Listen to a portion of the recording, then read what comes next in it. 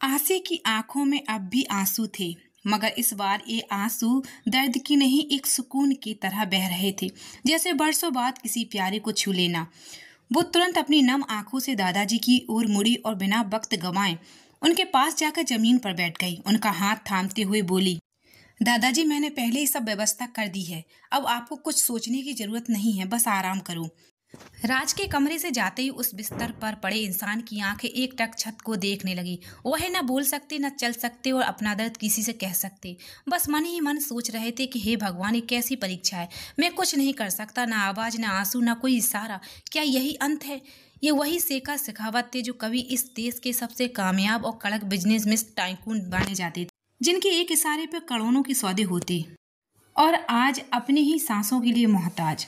दोस्तों, जिंदगी कभी भी एक जैसी नहीं रहती। जो ऊपर होता है वो कभी नीचे भी आ सकता है।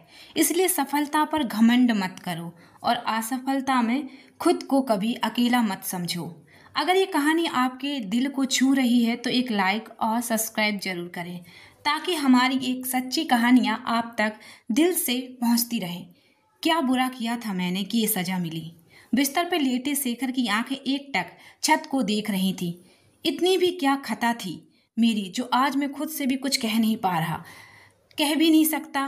मुझे आसी के आने से तकलीफ नहीं बल्कि अच्छा लगता है।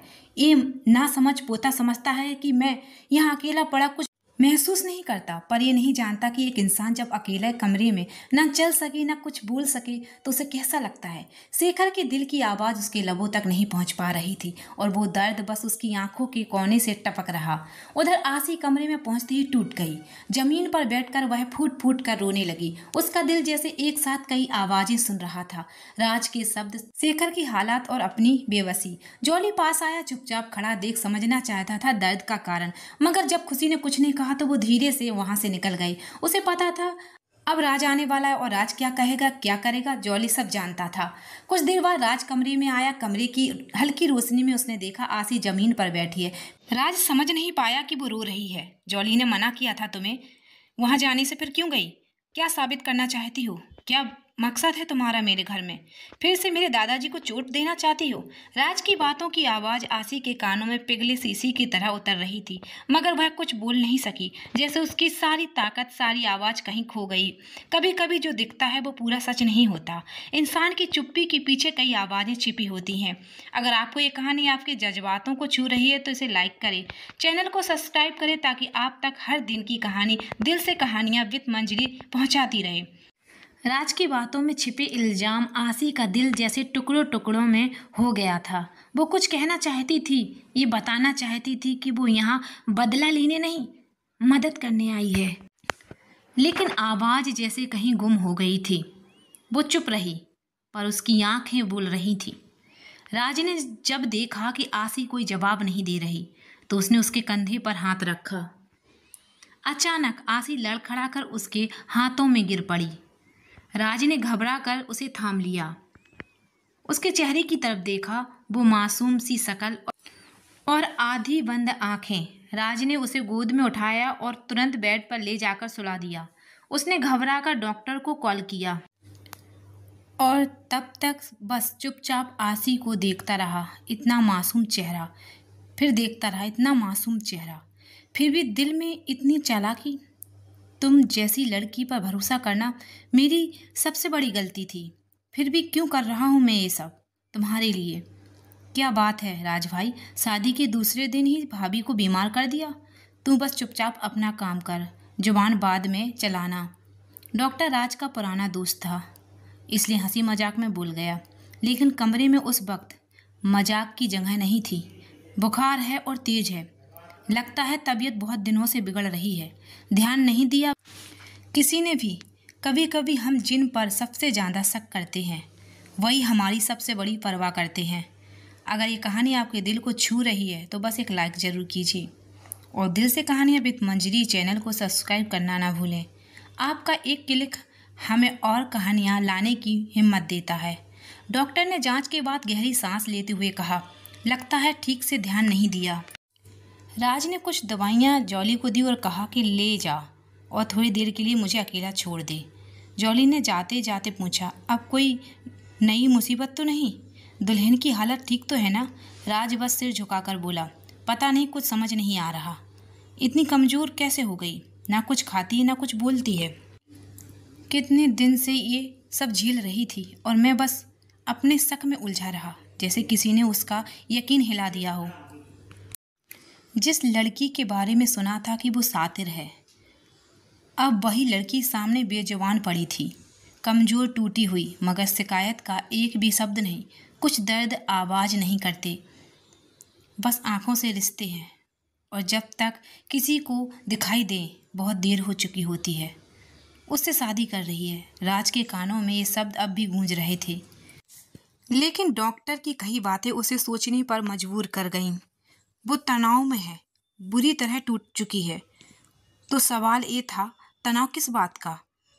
पैसे तो राज दे चुका था। फिर राज एक बार फिर आसी को समझने की कोशिश में हार गया था, जैसे किसी किताब के पन्ने उलट रहा हो जिसकी भाषा वो कभी पढ़ ही नहीं सका। जॉली कमरे में आया। डॉक्टर ने आसी को इंजेक्शन दिए और जाते जाते राज के कंधे पर हाथ रखकर बस इतना कहा, अब इसका ख्याल रखना, इसे अब सिर्फ आराम नहीं किसी अपने की ज़रूरत है। राज ऑफिस जाना चाहता था, लेकिन कदम वहीं ठहर गए। न जाने क्यों अब आसी को यूं अकेला छोड़ना ठीक नहीं लग रहा था। वो खुद से लड़ रहा था, पर वक्त तो उसे उसी के खिलाफ खड़ा कर रहा था। वो जितना आसी से दूर जाना चाहता था उतना ही उसकी तरफ खिंचता चला जाता।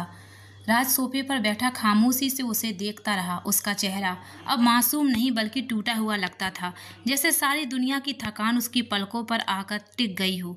आसी सिर्फ पैसों से प्यार करती है। उसे पैसे दीजिए, फिर वो सब करेगी जो आप कहेंगे। चाचा जी की वो बातें फिर से दिमाग में गूंजने लगीं। राज की नज़र एक बार फिर बदल गई। नफरत एक बार फिर अपना रास्ता बना चुकी थी। राज उठ खड़ा हुआ, ना कोई बात ना कोई सवाल। फिर एक सन्नाटा जो दोनों के बीच अब सांस लेने लगा था। कभी कभी किसी इंसान की सच्चाई जानने से पहले हम उसके बारे में बना ली गई कहानियों पर यकीन कर लेते हैं, और जब वो इंसान टूट कर हमारे सामने होता है, हमारी नज़रें ही जवाब दे जाती हैं। आसी को होश आ चुका था, लेकिन जिस जिस्म को राज ने जमीन पर गिरने से बचा लिया था, उसमें अब भी कोई ताकत नहीं बची थी। आंख खुलते ही उसके जहन में बस एक ही चेहरा था, राज का, और एक ही तस्वीर, वो पल जब उसने उसे चुपचाप वहां से निकाल दिया था, बिना कुछ पूछे, बिना कुछ कहे। आंसू अब आसी की आंखों के कोरे से बिना रुके बह रहे थे। शब्द नहीं थे, बस खामोशी की चीख थी जो कमरे की दीवारों में घुल रही थी। उसने उठने की कोशिश की, पर जिस्म ने साथ नहीं दिया। ना आवाज़ में दम था, ना हाथों में ताकत। वो वहीं पड़ी रही, जैसे खुद से भी हार गई हो। उधर राज ऑफिस में आ तो गया था, लेकिन उसका दिल कहीं और अटका था। हर फाइल के पीछे, हर मीटिंग के बीच उसकी आंखें बार बार एक ही चेहरा ढूंढ रही थी, आसी का। उसके पास सब कुछ था, पर सुकून नहीं, क्योंकि उसके सामने जो लड़की थी उसे वो देख तो पाया था, पर समझने की कोशिश कभी नहीं की। रिश्तों की सबसे बड़ी गलती तब होती है जब हम सामने वाले को सुनने से ज़्यादा उसके बारे में पहले से बनाई सोच पर यकीन करते हैं। काम में मन लगाने की कोशिश करता, पर हर बार ध्यान वहीं चला जाता। राज को बार बार अपने मन की आवाज़ याद आती। अगर ये शादी पैसों के लिए हुई है तो वो पैसे उसके नाम पर ट्रांसफ़र हुए होंगे, मुझे चेक करना होगा। उसी वक्त उसने किसी को फ़ोन करने के लिए मोबाइल उठाया, लेकिन तभी स्क्रीन पर उसका अपना नाम चमकने लगा। वो समझ गया शायद जॉली का फ़ोन है, और शायद आसी को होश आ गया। जैसे ही कॉल पिक की, जॉली की घबराई हुई आवाज़ आई, सर, आसी बेहोश है, कुछ अजीब हो रहा है उसके साथ। राज ने बात पूरी सुने बिना ही कहा, क्या हुआ उसे? मैं अभी आ रहा हूँ। वो तुरंत डॉक्टर को फ़ोन कर आया और खुद भागता हुआ घर की ओर निकल पड़ा। आसी की आंखें खुल तो गई थी, लेकिन शरीर उसका साथ छोड़ रहा था। हम जिसे समझते नहीं वो जिंदगी की सबसे बड़ी सच्चाई बन जाता है, और जब तक हम समझते हैं वो हमें छोड़ने की कगार पर होता है।